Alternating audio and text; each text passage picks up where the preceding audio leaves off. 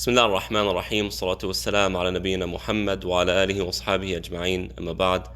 We continue the station of al-Wara, and we reach the second level of the station, in which Abu Ismail al-Harwi rahimahullah ta'ala says, الدرجة الثانية حفظ الحدود عندما لا بأس به إبقاء على الصيانة والتقوى وصعودا عن الدناءة وتخلصا عن اقتحام الحدود. So the second level is, you have the three elements. The first element is the preservation of the boundaries in which Allah subhanahu wa ta'ala has put in place. But here, because we are at the second level, it goes beyond just the red lines, but rather, how can we distance ourselves from the red lines themselves? And we've spoken about this before, and just as a reminder here, part of not falling into that which is haram is by leaving certain things that are permissible, not because that entity or that action in of itself is problematic, but because it can lead to something that is problematic. Now, we as human beings, when we function in our daily lives, we do this, right?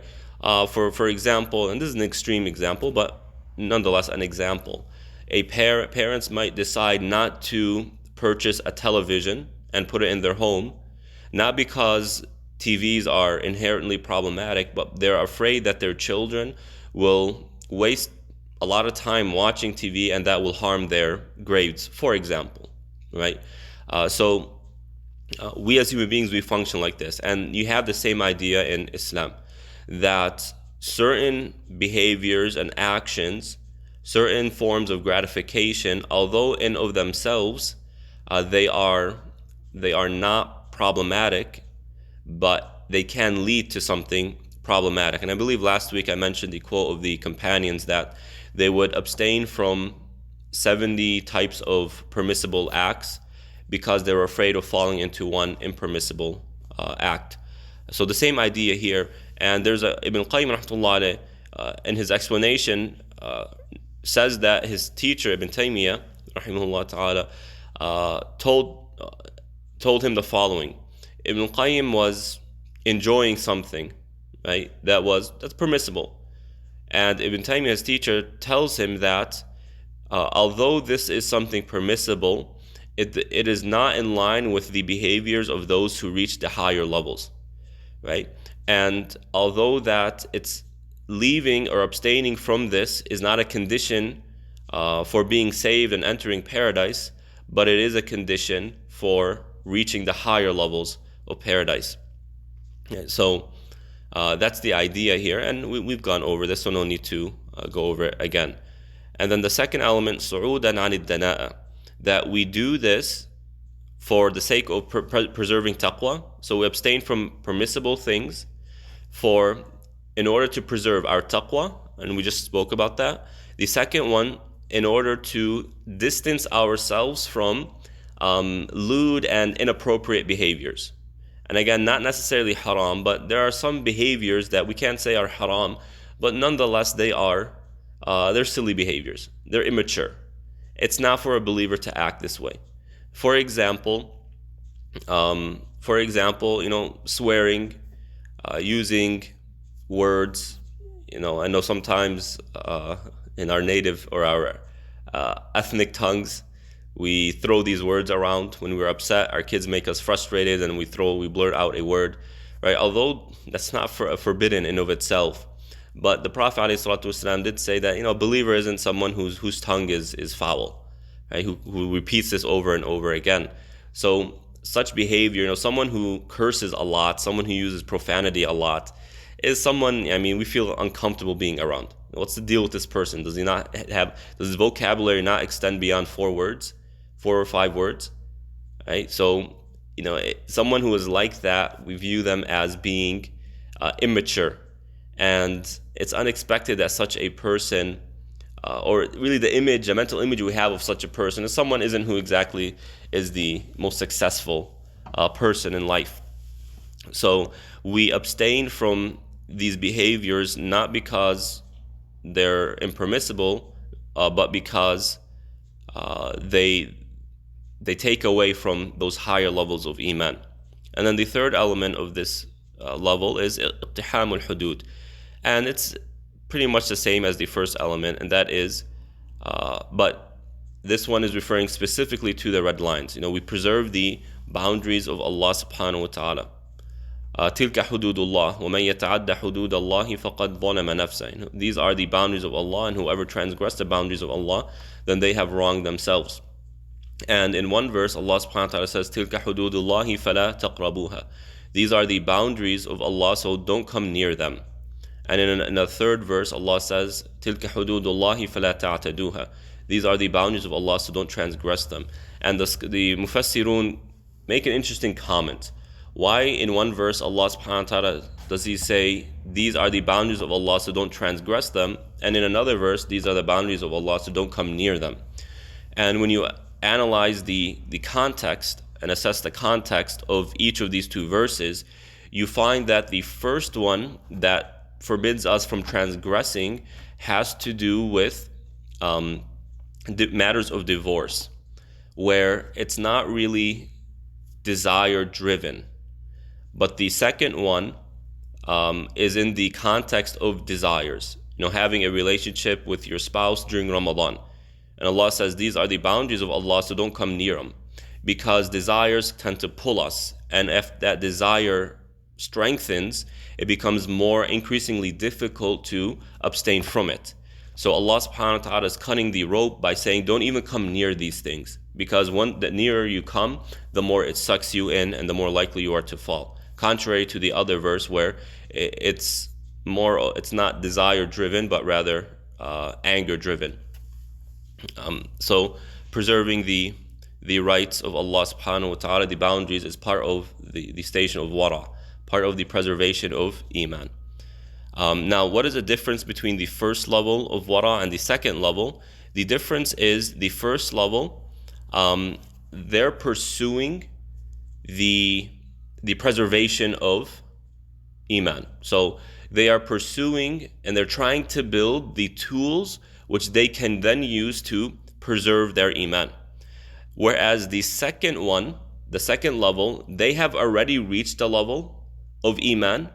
Now it's about persisting at that level. Right? It's not the first time we come through such an idea. So the first level, if you can kind of give you some visuals here. The first level, they're here and their Iman level is lower, so they're trying to increase and enhance their Iman. So they're increasing. The second level, they have reached Iman. They have reached a level of Iman that's healthy, and now it's about keeping them here. We're trying to stay in this range and not go down. As for the third level, Abu Ismail Harwi rahimahullah ta'ala says, الدرجة الثالثة الورع عن كل داعية تدعو إلى شتات الوقت والتعلق بالتفرق وعارض يعارض حال الجمع. The third level is wara, or to abstain or to have asceticism, apply asceticism in terms of things that call us or the things that distract us and split our hearts. Okay, and I'll explain what that means when we get there.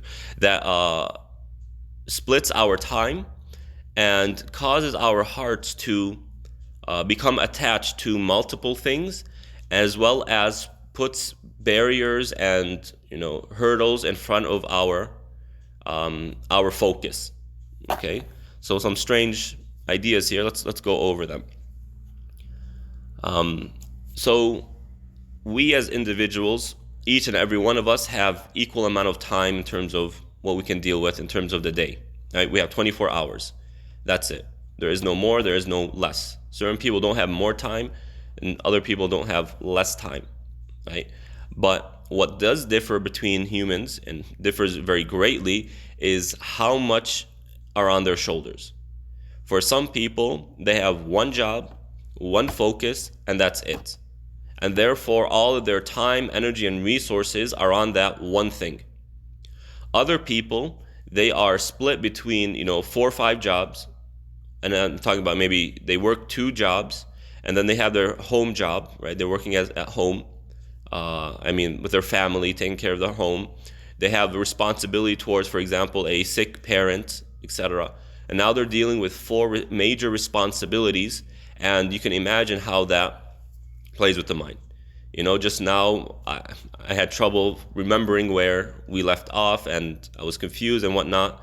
Ramadan, with fasting and with just the sheer amount of things that everyone is doing during Ramadan, it kind of makes it more difficult to stay focused. So that's the idea here. So someone who is trying to live by wara, what they are doing, or what they need to do, is to make sure that they are focused. And although sometimes life takes us, there are many things that we are in control of, in terms of that which we use our free time for. Sometimes we like to do, hey, let's plan the next month. What are we going to do? Oh, we're going to do this, and then next weekend we'll do that, and the third weekend we'll do something else, and the fourth weekend we'll do this. And throughout the week you're planning certain things. Now your mind is all over the place in that it's trying to organize all of this information, right? And the mind might not have that capability. When we start multitasking, it really drains the mind. I mean, this is what research suggests, even to the extent that changing applications on your phone. So let's say you have two games, right? You have the solitary, and then you have the Candy Crush, whatever, right? Changing from one game to another is considered a form of multitasking that puts a burden on the mind, right? And it drains the energy.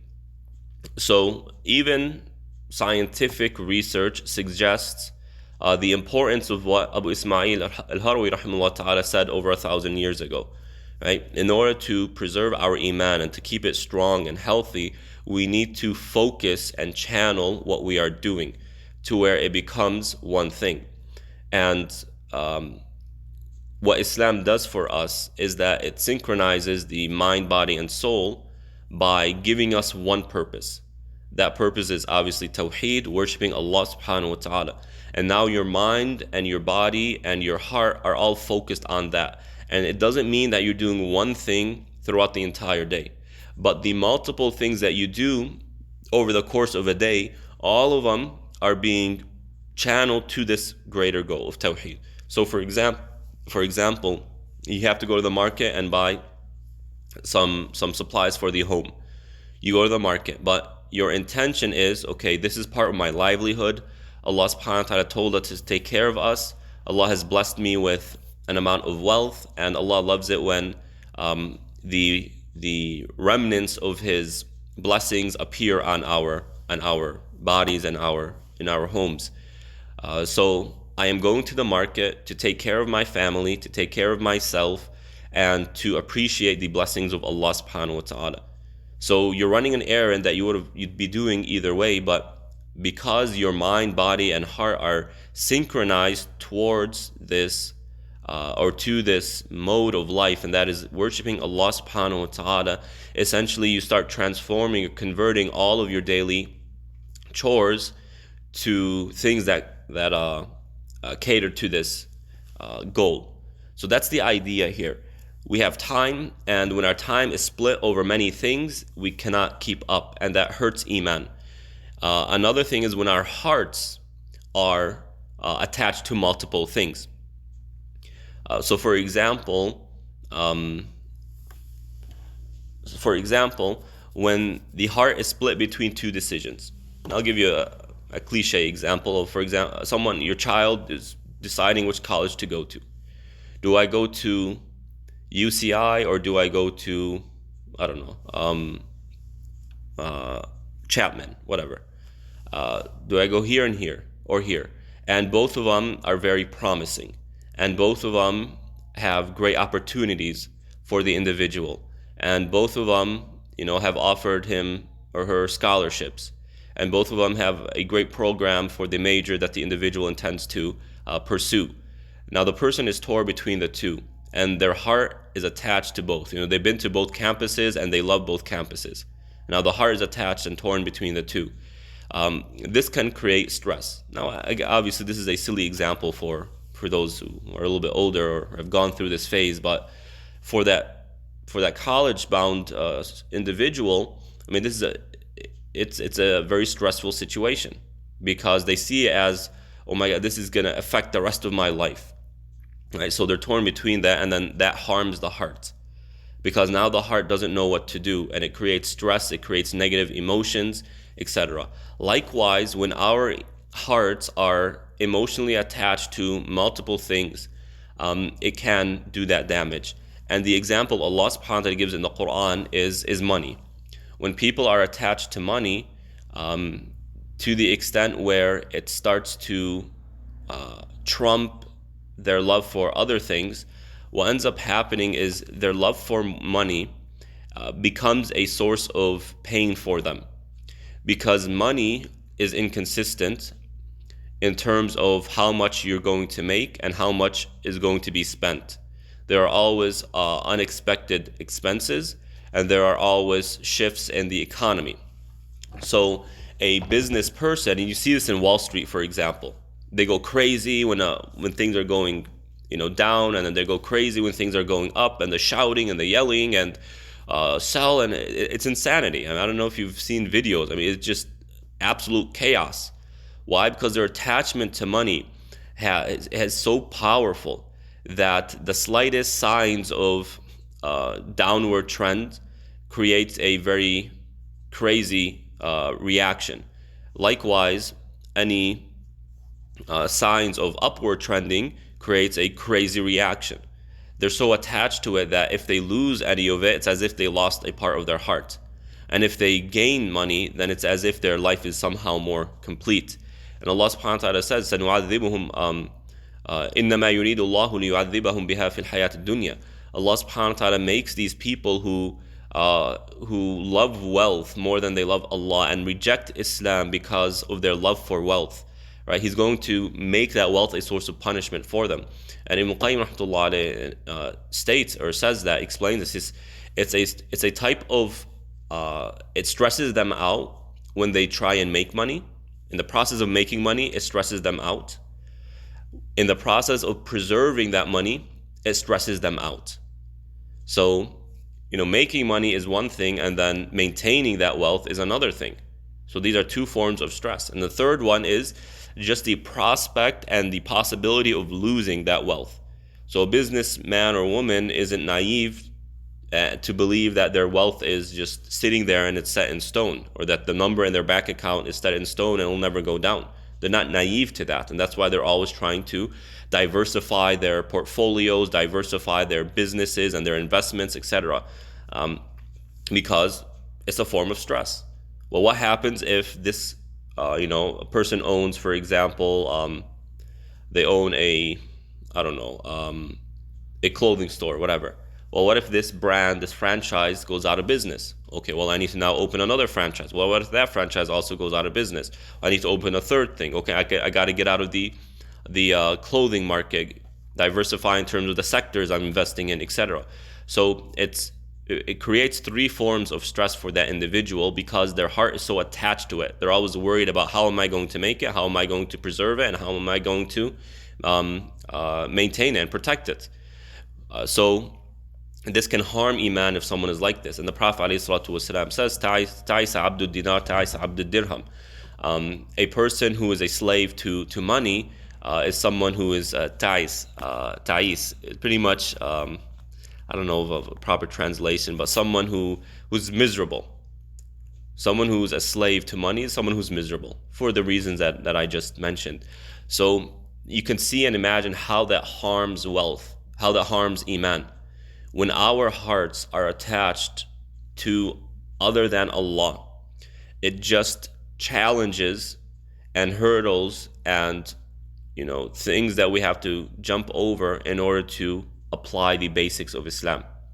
If someone is so attached to their business and the amount of money they're making in their business, and that every second time is money, and now Allah is telling them, well, you have to take some time out of your day to go and pray. Every Friday you have to go to Jum'ah prayer, and that's going to take an hour out of your business day. You know what? That's going to cost me money. It's just a challenge. Now there's a rival in the heart. Likewise, people who, staying on the example of money, someone who's overly attached to money, now Allah is telling them you have to give 2.5% of your wealth, and their whole mindset is tuned in a way that I can't lose money, I also have to make money. And charity is pretty much loss of money. That's a problem. And you see this. SubhanAllah, there's a hadith in which a companion went to the Prophet ﷺ and asked him to make dua that Allah makes him wealthy. And the Prophet ﷺ advised against that. And if I'm remembering the hadith correctly, it was because that if you get wealthier, it becomes more difficult to be charitable and give zakah. And that's exactly what happened to the person. And what's interesting, one of the local imams here told me that an individual entered his office once and started just yelling at him. Why do I have to give zakah? I pay my taxes. Why can't we consider taxes to be zakah as well, etc.? And he's up in arms and he's extremely mad and he's yelling at the imam. And the imam tells him, it's not me who made this an obligation upon you, right? And then he said that this individual is very wealthy. So we can imagine someone who has a bank account of $100 million and they have to give 2.5% of their wealth. How much is that? That's $2.5 million, right? So is it 2.5 million? Yeah, it's $2.5 million. Can you imagine giving $2.5 million just like that without any return? So it's difficult. So when the heart becomes attached to multiple things, it just strains iman and makes it much more difficult to pursue Allah and to seek Allah subhanahu wa ta'ala. But Islam teaches us and gives us the tools to making our heart united towards one cause. If I make money, then money in of itself is not what's wrong. It's how do I perceive that money? Going back to zuhud, the previous station. Is it in my hand or is it in my heart? Right? And if it's in my heart, then that's where the problems come. That's when it becomes a rival to iman and to Allah subhanahu wa ta'ala. But if it's in my hand, then I'm going to use that to pursue Allah subhanahu wa ta'ala. Many of the 10 mubashirin, the 10 who were promised paradise, many of them were not just rich. You're talking about extremely rich. Abu Bakr and Umar radiallahu anhuma, before becoming the khulafa, they were financially very well to do. Uthman ibn Affan, Abdurrahman bin Auf, Zubayr ibn Awam, Sa'ad ibn Abi Waqqas, they were very wealthy. And I'm talking about, they would put wealthy people today, make them seem like they don't have much. Sa'ad ibn Abi Waqqas had a mansion back then. It's quite amazing. Uthman ibn Affan wouldn't wear the same garment twice. If someone today were to wear their clothes once, right, and that's it, that's the only time they'll wear it, that we would see that as extremely lavish. But Uthman ibn Affan, every day he would wear something new, subhanAllah. So, but these are the highest levels of iman that they reached. It's not because they didn't reach it by forsaking the world. They reached it by this idea of uniting the heart for one cause, and that is Allah subhanahu wa ta'ala. And now everything else that's around the individual becomes a resource for that goal. When we are attached to something, we love it. And when we love something, we try and keep it near to us, and we try and feed that love, try and take care of that love, express our love to it. Now, if that all is directed to Allah, now we have all these resources in which we can show Allah and express to Him our love for Him. And that's the goal. And then the third element of this third level is عارض يعارض حال الجمع, is to leave any barriers or prevent ourselves from putting in front of us barriers that will bar us or prevent us from حال الجمع, and that means our hearts being united. These three are very intertwined. But the idea is that it is crucial to iman. It is very important in terms of the well-being and the health of our iman that we are focused. We are focused, our minds are focused, our bodies are focused, and our hearts are focused on Allah and on the next life. And that does not mean we forsake the resources that are around us or the commodities that we can enjoy. But as I just said, it's about utilizing those resources for the sake of that goal. utilizing it to serve as forms of expressions to Allah that you are more beloved to me than all of these things. Money, my family, my friends, my job, my bank account, etc. Right? So that's the idea here. How can we do that? Well, again, now we're just bringing tools that we've already developed in previous stations and bring them at the applicable level. We're starting to apply them. One way to do that is for our lives to be centered around the next life.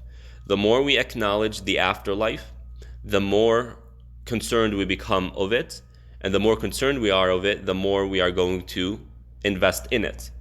If we believe that the next life is eternal, and the next life has far greater ramifications than this life, and that this life is temporary, very short. Some of us will live to 50, some to 60, some to 70. Let's say some live to 120, right? In the end, and we all experience this, time goes by very quick, and life is very short. But the next life is eternal.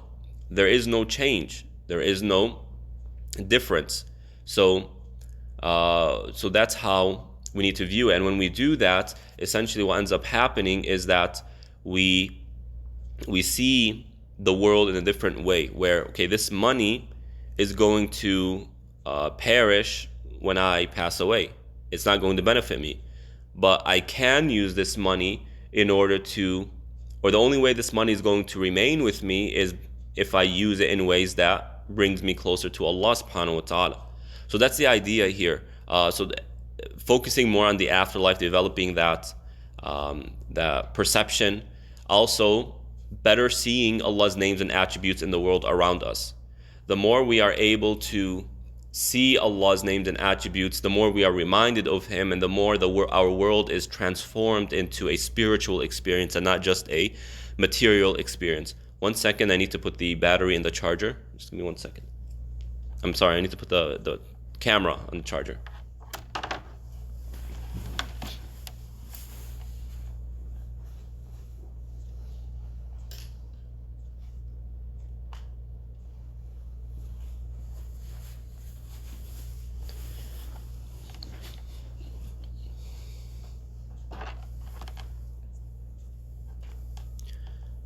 Okay, sorry about that. No, so that's another thing. And the ultimate goal here is another thing that we mentioned before, is that the goal of really spiritual transformation, if you want to envision it, if you want to be practical, and you want to test yourself, have I reached this or not, then it's about when our hearts start pursuing that which Allah wants from us and not that which we want from Allah subhanahu wa ta'ala. Right? So I mentioned this before, and I said that this is one of the slogans and one of the theses of this book, that the goal is to make the heart, mold the heart in a way where it pursues that which Allah wants from us and not that which we want from Allah subhanahu wa ta'ala. And this can be tested in a way where we if we are looking at what we're doing, and going back to the TV example that I always use, you're watching TV. Just remember, what is this TV going to do for me in the next life? It's not going to bring me closer to Allah for sure. If I'm lucky, it's neutral, but it can also distance me from Allah. It can lessen my rank in the next life. Now, you have a concern. You also have alternatives. Well, I can turn off the TV and recite some Quran, pray a little bit, look for a kind thing to do, maybe give salam to someone, check up on them. You have many alternatives. Now, the test of our iman comes as to what we're going to choose. Are we going to choose that which Allah wants for us and from us, and that is to do something good, or do we want what we want for ourselves? Are we going to stay with what we want for ourselves and continue to watch TV and gratify ourselves? And this seems, it's easier said than done, to be honest. It's a lot easier to say this than to actually do it.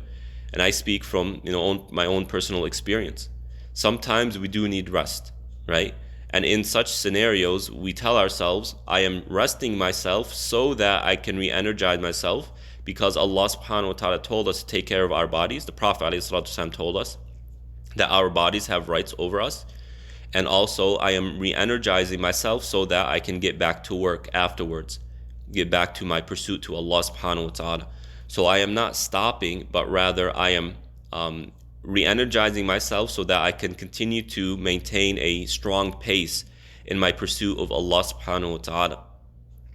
And that in of itself transforms the experience or the moments of rest that you have for the sake, it becomes something for the sake of Allah subhanahu wa ta'ala, something that you are doing something that is in line with what the Prophet ﷺ taught us. And then finally, to conclude this station, Ibn Qayyim rahmatullah alayhi says that al-khawf yuthmiru al-wara wal-isti'ana wa qisr al-amal.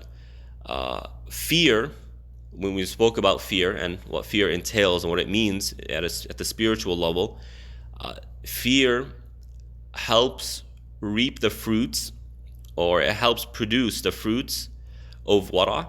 So if someone wants to really develop wara, and if they want to live a very strong ascetic life, then fear of Allah subhanahu wa ta'ala, concern over our well-being in the next life, helps to motivate and instill the concept of asceticism, wara, in our hearts, as well as isti'ana, seeking help from Allah subhanahu wa ta'ala. When we're concerned with something, right, there's a reason why we're concerned by it. You have something coming up.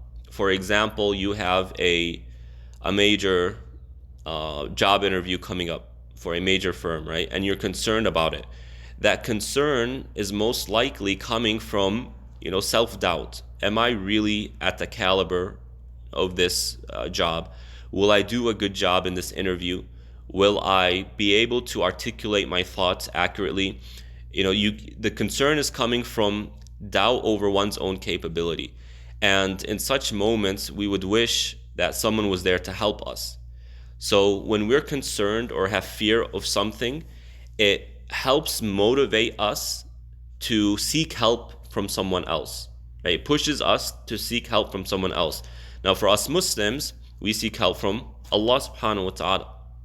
And then finally, concern leads to qisr al-amal, and that is having short hopes or short-lasting hopes. And when this term or this phrase in the context we are in, spirituality, is referring to life in general and what life can offer you. So the more concerned we are, the more concerns we have, the more our hearts are made to be concerned and fear that which is to come, the less we see, the less hope we have in this life, right? And this is not to create a pessimistic view or perception of life, but rather what this life can offer me in the greater scale of my existence is very little.